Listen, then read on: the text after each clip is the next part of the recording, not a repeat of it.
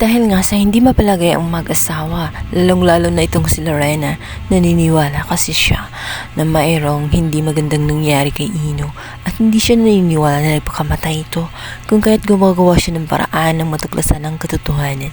Kumuha siya ng tao na mag-iimbestiga sa bangkay ni Ino. Ngunit wala pa rin itong mapapakita na wala rin siya masas na may foul play na mga nangyayari kay Ino. Talagang nakita umano doon na nagpakamatay ito. Tang si Attorney Constantino, sinabi niya sa kanyang asawa na baka napapanahon na talaga na kailangan nilang tanggapin ang katotohanan na talagang si Ino ay kinita ng kanyang buhay. Ngunit galit si Lorena.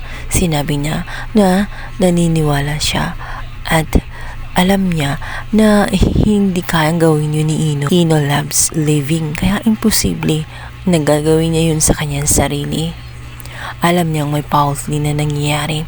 Ang kanyang binayaran na pulis ay pulpul din pala at walang nagawa. Kung kaya't hindi siya masasatisfied na lang at basta na lang niya lilimutin. Handa siyang gawin ng lahat-lahat. Lilitaw lamang ang katarungan.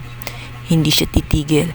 Lahat ng lakas niya ay gugugulin niya nang sa ganun matuklasan niya talaga kung sino ang nasa likod ng pagkamatay ni Ino. Sa kabilang banda, lumipas nga ang mga buwan at naging maayos ang naging relasyon ni Trixie at nitong si Lilith.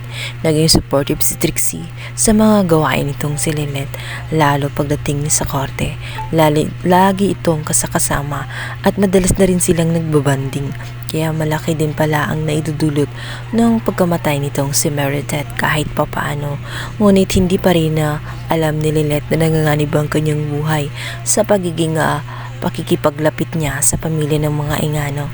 Dahil naka-red flag pa rin itong si Patricia. Nag-aantay lang ito ng tamang panahon nang sa ganun masagawa ang kanyang mga plano tungkol kay Lilith.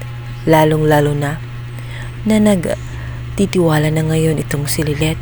Sa kabilang banda, hindi naman mapapansin ni Lilith na unti-unti na nga nagsisimula itong si Kurt na sabihin at iparamdam sa kanya na espesyal ang turo niya dito. Ngunit hindi pa rin makagawa ng tiyempo itong si Kurt. Hanggang sana pasubo na nga siya ng away dahil sa bar na pinuntahan ni Trixie at itong si Lilith, mga taong nanggugulo at nangbabasta sa kanila. Kaya naman si Kurt ang napaaway.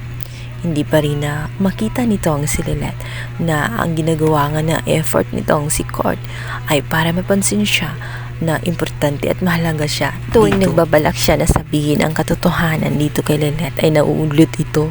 Kung hindi ay biglang may tatawag kay Lilith, ay meron namang tao na biglang lalapit sa kanila.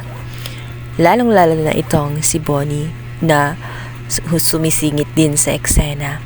Mahalaga din kay Lilith itong si Bonnie, kung kaya't nakaramdam din si Kurt ng medyo pagsaselos dito sa kanyang kaibigan na si Bonnie. Guys, pakaabangan natin kung magagawa ba ni Kurt ang kanyang pinaplano dito kay Lilith or mananatili na lang na lihim ang kanyang nararamdaman sa kanyang kaibigan na ito ang si Lilith. Thank you for watching. Please subscribe my YouTube channel. Thank you.